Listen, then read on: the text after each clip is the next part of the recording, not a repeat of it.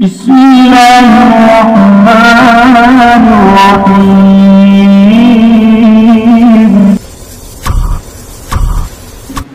دې کې یو اهم خبرم ځان سره یاد وساتئ چې زمونږ غوږونو کې همدغه خبره ده او دغه موریدلیم دي او دغه وینو وایو چې ابراهیم علیه السلام کوم زوی ذبح کړی و نو هغه اسماعیل علیه السلام. دا زمونږ ټولو غوږونو کې هم دا خبره ده اورېدلیم دي او وایو. خو د مفسرینو د تابعینو د صحابو یو ډله دې طرف ته تللې ده چې دا اسحاق علیه السلام ذبح شوی په دې کې شدید اختلاف دی. حضرت عمر رضی الله عنه هم دا مروي دی چې د اسحاق علیه السلام دغه شان حضرت عباس رضی الله عنه، مجاهد رحمت الله علیه، اکرمه، قتاده رحمت الله علیه، مسروق رحمت الله علیه، دا ټول غټ مفسرین شمارل کېږي. د دوی رایه دا ده چې د اسحاق علیه السلام چې دی ذبح شوی. نو دا خبره ته کوم بیا به وایي چې موږ ته چا دا نه دي ویلي، نو دې وجې څه دلایل دي د هغې په بنیاد باندې دا خبره تاسو ته وړاندې کوو. د دې نه علاوه حضرت علی رضی الله عنه رای دواړو طرفونو ته ده،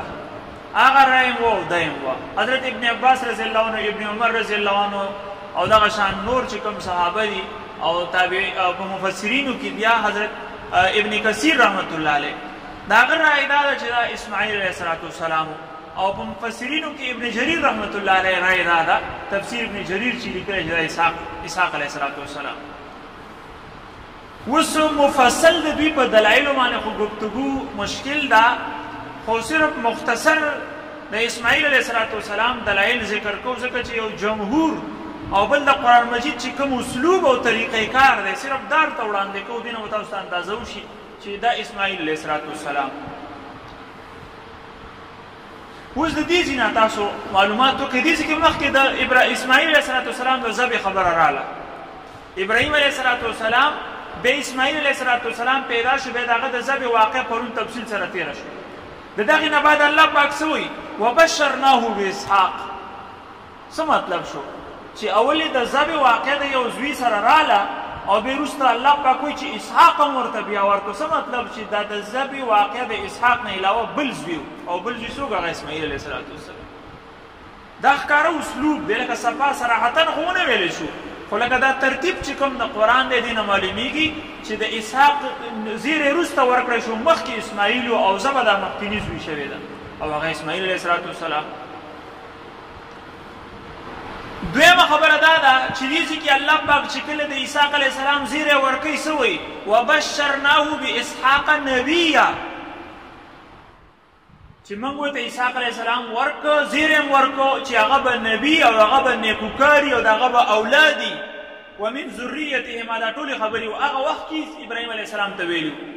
نو دا خو د پیدایش نه مخکې الله پاک د هغه د پیغمبرۍ فیصله وکړه چې دا به غټېږي، دا به پیغمبر یا دا به اولادي. نو بیا په بچپنه کې د ذبح د حکم څه مطلب؟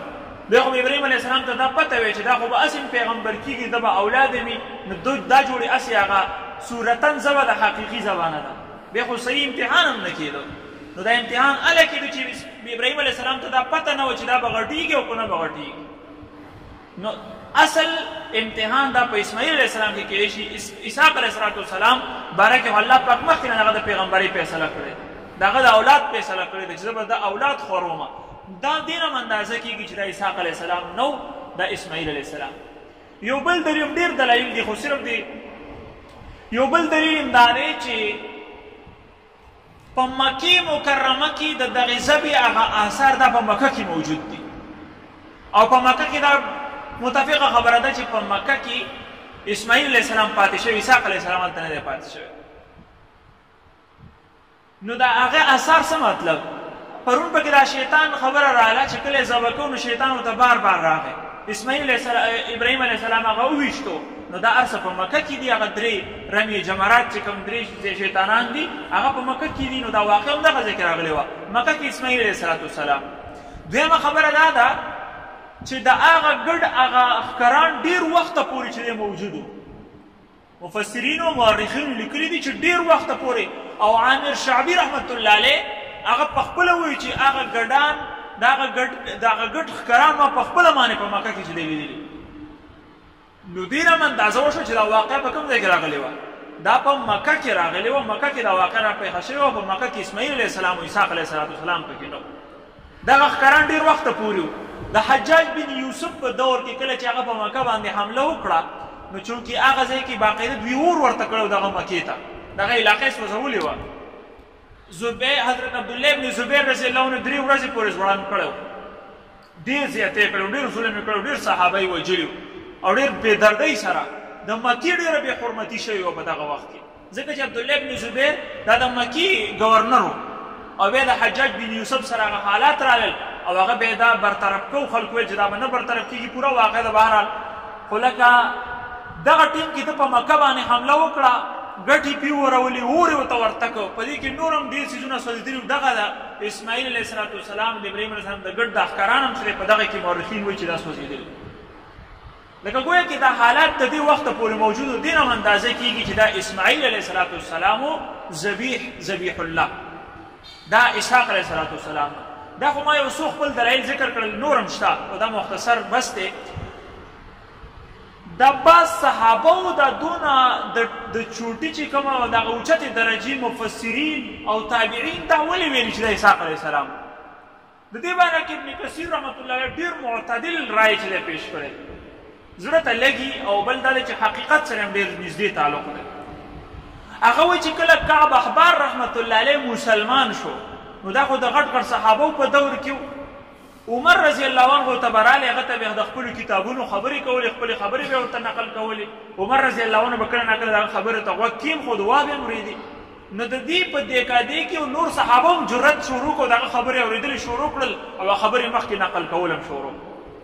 په دې وجې بعض صحابه او بعض تابعینو دا خبره واغسته او د هغوی نه بیا وروسته مفسرینو ته هم خبره راورسېده. نو کعب احبار رحمت الله علیه خو یهودي و او هغه چې دی بني اسرائیلي و. اول ته دې دا خبره ځکه کړې ده چې هلته اسحاق علیه السلام هم چې دی د هغه تعلق دغه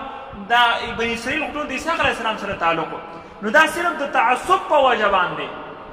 صرف د تعصب په وجه باندې دوی ته ویله چې دا لوړه مرتبه د دې ذبیح دا درجه دا زموږ پلار نیکه اسحاق علیه السلام ته میلاو شي. اسماعیل علیه السلام اولاد خو عرب و، کنه پیغمبر اسلام پکې راغی او دا ټول بني اسرائیل یهودین او عیسایان ټول وایي چې د اسحاق علیه السلام دی. هغه وایي چې دا درجه زموږ پلار نیکه ته میلاو شي، د ذبیح دا درجه چې ذبیح الله د اسحاق علیه السلام دی. صرف دغه وجه ده. نو هغوی په دې وجې په خپل کتابونو کې هم تحریف کړی. اوس د انجیل چې کوم باب دی، ما انجیل کتو نو هغې دا بابونه بلکل لر کړي دي. په انجیل کې یو دې کې صورتونه دي، په انجیل کې چې هغې کې ابواب وي، نو په هغې کې متی موجود دی، لوقا پکې موجود دی، دا مرقس وغیره دا ابواب پکې موجود دي، پیدایش پکې نه و. دې پیدایش کې داسې ډېرې خبرې دي چې دا د دوی په عقیده باندې چوټ دی، ضرب دی. اوس هم دې خبرې له راځم. د هغې چې کوم باب دی د انجیل یو باب دی پیدایش. هم په دغې کې داسې دي چې ابراهیم علیه السلام ته الله ویل چې یا ابراهام، هغې کې د الف سره لیکي ابراهام، چې زه تاسو ته ستا یو زوی چې کوم دی، ستا زوی اسحاق، زه دا ستا اکلوته زوی دی، د دې باره کې زه تا ته تو سره ډېره مینه محبت هم کې، د دې باره کې زه تا ته حکم کوم چې دا یو صفراني غر ته اول ته د قرباني وکړه. نو وایي دې ځای کې لوم څه موجود دی؟ اسحاق. انجیل کې اسحاق لیکلی زوات سره، خو اسحاق یادی. وایي چې ګوره په دې انجیل کې لیکلي دي چې ستا زوی د اسحاق دا بوز اول ته پلاني ځای کې ذبح کړه. خو دا تحریف په دې دی چې د دغې سره نږدې دا لفظ موجود دی چې دا ستا اکلوته زوی دی. نو اکلوته خو اسماعیل علیه السلام او اسحاق وروسته وشو چې اسماعیل علیه السلام هغه وخت کې موجود ده، خو اکلوته نه شو کنه. نو دوی دومره کړی دی چې د اسحاق د اسماعیل نوم یې وران کړی دی، د هغې په دې څه لیکلی دی؟ اسحاق. خو ورسره یې اکلوته چې دی هغه یې نه دی وران کړی. نو دغه د دې ما د دې په صفا پته لګي چې دا تحریف دی، ځکه چې اکلوته د اسماعیل علیه السلام او کله چې د ابراهیم علیه او په دغه انجیل کې په دغه پیدایش په باب کې دا هم دي چې کله اسماعیل علیه السلام پیدا شو هغه وخت کې د ابراهیم علیه السلام عمر 86 سال دا پکې موجود دي، دا خبره هم پکې شته. او چې کله اسحاق علیه السلام پیدا شو هغه وخت کې د ابراهیم علیه السلام عمر چې دی هغه 100 سال. نو ټول په دې متفق دي چې اولې زوی د اسماعیل علیه السلام 14 سال پورې اسماعیل علیه السلام چې دا سو دا اکلوته و. اکلوته څه ته وایي چې د هغه سړي نور اولاد نه وي، صرف دغه. دا دوی په خپله وایي چې اولې زوی اسماعیل دی اکلوته هغه و نو چې اکلوته هغه شو د اکلوته زوی د ذبح حکم دی نو اسحاق علیه السلام خو چې کله پیدا کېدو د هغې نه مخکې اسماعیل و هغه خو اکلوته نه و دغه شان نور په دغه پیدایش په باب کې داسې ډېر دغه موجود دي چې د هغې نه پته لګي چې د دوی خپله په دې انجیل کې تحریف کړی دی او ځای په ځای پکې اسحاق ونه نباسلی دی خو چې صحیح مطالعه وکړي نو سړي ته پته ولګي چې دی پکې تحریف کړی ځان یې پکې ونه نباسلی ځکه څه جوړې نشته آپ کا بیٹا اسحاق جو کہ اکلوتا ہے نو اکلوتا نه په خپله چې خبره معلومېږي چې دا تلو نور هم داسې دلایل دي خو لکه صفا خبره دا ده چې دا د یهودیانو او عیسایانو د دغه تعصب په وجه باندې دا کوشش کړی دی ځای په ځای باندې چې موږ ویو چې دا اسحاق دی دا اسماعیل نه دی خو پته لګي د صفا روایاتو نه ما تاسو څنګه د قرآن د اسلوب ذکر کړو چې دا اسماعیل علیه السلام او اکلوته اسماعیل علیه السلام دی او یو بله خبره دا ده چې کله ابراهیم علیه السلام تلو سفر یې کو که نه د مصر نه تلو نو هغه وخت کې اولاد نو تاسو ته ما پرون څه ویلو چې 3 کسان ابراهیم علیه السلام د ده بیبي ساره او ورسره چې کوم دی د لوط علیه السلام چې هغه وخت کې د ده وراره ایمان یې راوړی لا پیغمبري ورته نه وه میلاو هغه وخت کې صرف دا 3 کسان نو هغه ټیم کې ده به دا ستاسو ته مې ویل چې ده به سوال وکړو نو سوال یې ځکه کوو چې اولاد یې نه و هغه ټیم کې اولاد نه و او بیا په دغه انجیل کې دا موجود دي چې دې ساره اولاد نه و بیا ساره هغه خپله وینځه چې کومه ده ته باچا ورکړې وه د هغې نوم هاجره و هغې سې ورله نکاح وکړه بیا د هغه نه چې د اسماعیل علیه السلام پیدا شو او بیا وروسته ورته الله پاک هغې کې ویلي چې زه به تا ته د ساره نه اولاد در کومه نو د ساره نه بیا اولاد وشو 14 کاله بعد بیا اسحاق علیه السلام نو د دې ټولو خبرو نه معلومیږي چې اسحاق علیه السلام وروسته اسماعیل علیه السلام مخکې او دا خبره د زمزمه د اولي زوی شوې ده او اولي اسماعیل و لهذا پته ولګېده چې دا زمزمه د چا شوې وه او د ذبې صورت دا د اسماعیل علیه السلام بس دونه خبره ځان څه ذهن کې کېدې څه به ستاسو ذهن صفا شي نور اگر چې خلک به تاسو ته وایي چې د اسحاق علیه السلام خو هغه د دغې اسرائیلي روایات چې دی پکې راننوتي دي صحیح روایات چې کوم مستند دي هغه هم دا دي چې اسماعیل علیه السلام دا ذبیح الله دی وباركنا عليه وعلى إسحاق ومن ذريتهما محسن وظالم لنفسه مبين دې ځای کې دا بله خبره ما سره یاد ساتئ دې ځای کې الله پاک وایي چې د دې دواړو په اولاد کې نیکوکاره مو او ځان سره ظلم کوونکي مو دې نه دې طرف ته اشاره شوله چې ګوره د نبي اولاد دی د بابرکته نبي اولاد د هغه په اولاد کې نیکان هم رالل او ظالمان هم رالل پته ولګېده چې ګوره د انسان حسب نسب هغه د جهنم نه څوک نشي بچ کولی چې د ابراهیم علیه السلام د نوح علیه السلام خپل زوی جهنم ته لاړی هغه بچ نه کړ نو بیا دا ویل چې زموږ تعلق د موسی علیه السلام سره دی زموږ تعلق د عیسی علیه السلام سره دی لن تمسنا النار الا ایاما معدودات بس څو ورځې به په جهنم کې ځکه چې زموږ د موسی علیه السلام په دغه کې او چې دی یو بل باندې دا خبرې دا ټول ابس دي خپل اعمال صحیح کا که ته د یو د لاندې درجې او د یو پریوتي خاندان سره ستا تعلق ولې نه دی خو که تا ځان صحیح کړی دی نو ته معزز ان اکرمکم عند الله اتقاکم تاسو کې معزز هغه دی چې هغه متقي دی هغه په حسب نسب هغه په قام قبیله باندې نه دی هغه په علاقه کې یو کس په بیت الله شریف کې پیدا شوی په بیت الله شریف کې اوسېږي اعمال خراب دي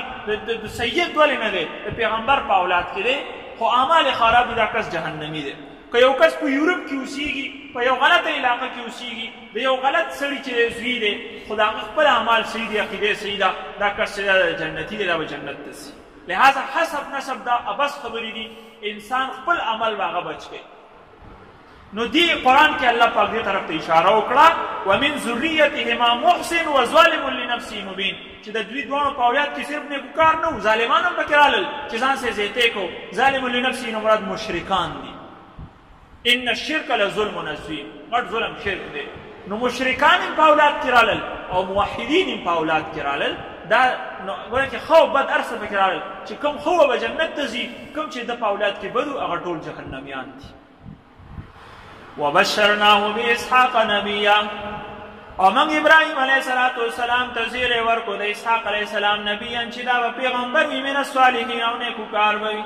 وبارکنا علیه وعلی اسحاق موږ ابراهیم علیه السلام په ژوند کې یو دغه شان په اولاد کې برکت واچو دغه شان د اسحاق علیه السلام په اولاد کې دغه په اولاد کې پیغمبران د عیسی علیه السلام ټول پیغمبران د په اولاد کې ومن ذریتهما محسن د دې دوانو په اولاد کې به نیکوکار هم وي مخلصین به وي دیندار به وي په دین باندې به عمل کوي وظالم لنفسه مبین او بعد به کې داسې ظالمان وي ځان سره ظلم کړی مشرکان به وي کافران به وي یعنی دوانه قسمه خلک د په اولاد کې موجود دي چې کوم نیکوکار دي هغه جنتیان دي او چې کوم بدکاره کسان دي هغه جهنمیان دي